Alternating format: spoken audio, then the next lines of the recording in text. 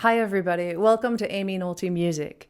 Something occurred to me today, maybe for the first time right now in my 44th year of life.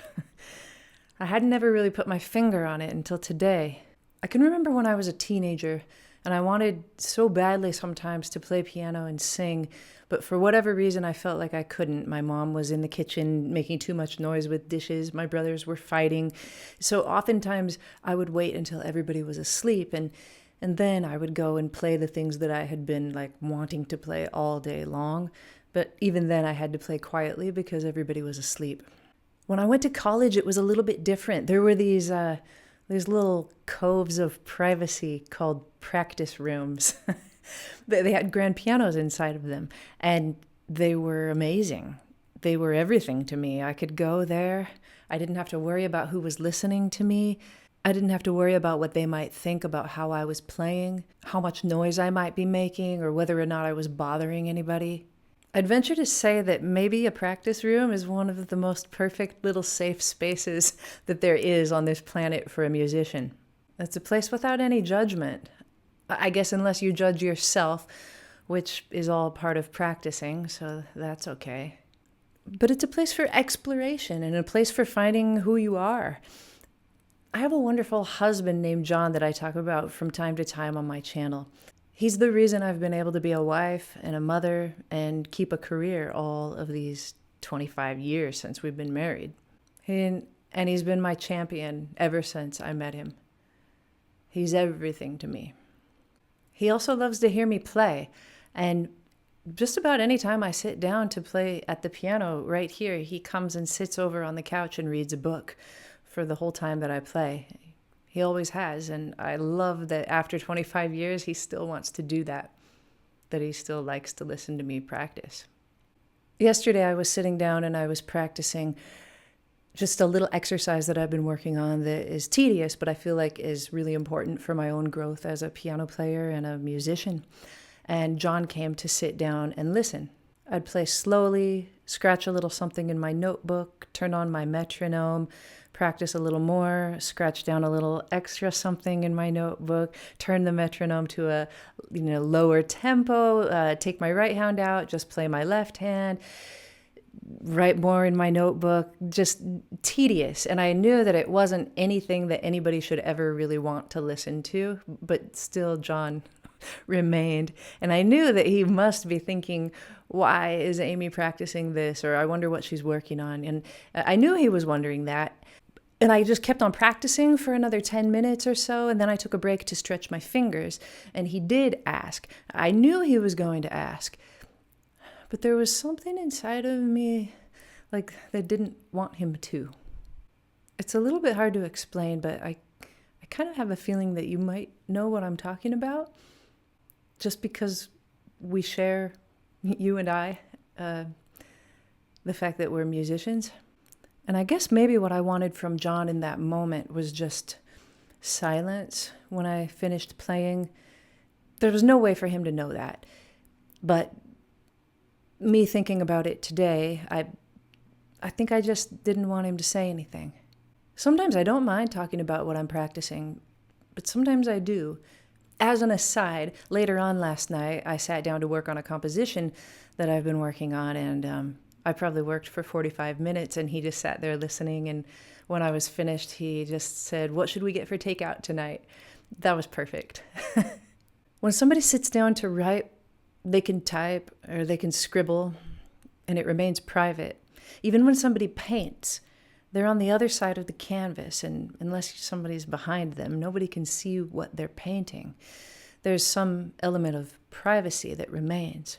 An architect can draw plans, a designer can design, a researcher can research. There's an element of privacy to that I frankly feel a little jealousy about. Their art is silent. And not really since college have I had a space where I could practice completely in private. Partly it's because I don't have a studio. It's also because I prefer to play a real piano instead of a keyboard with headphones where I could have some element of privacy.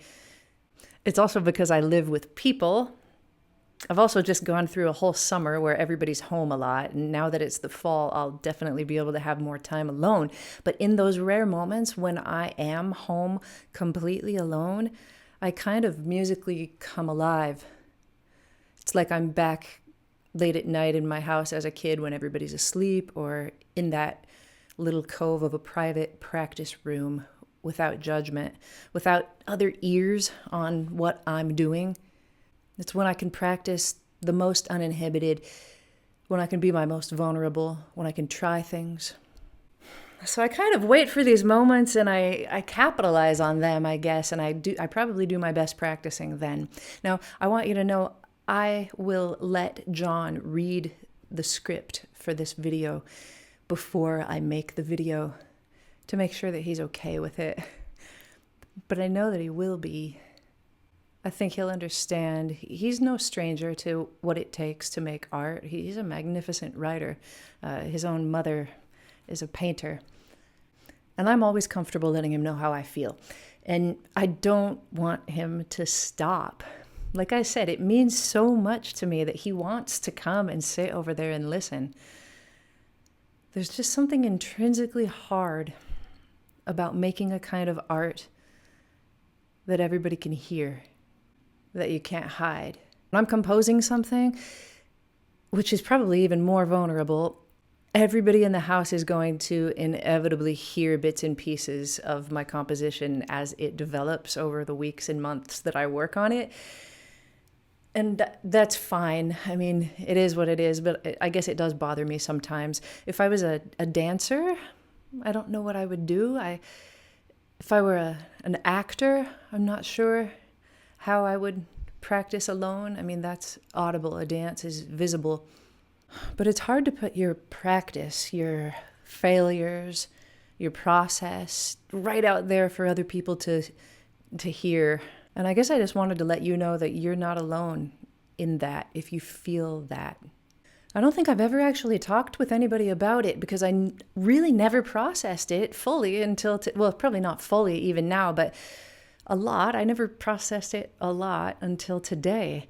But sometimes I feel like you just know, like, you know that other people have felt what you're feeling.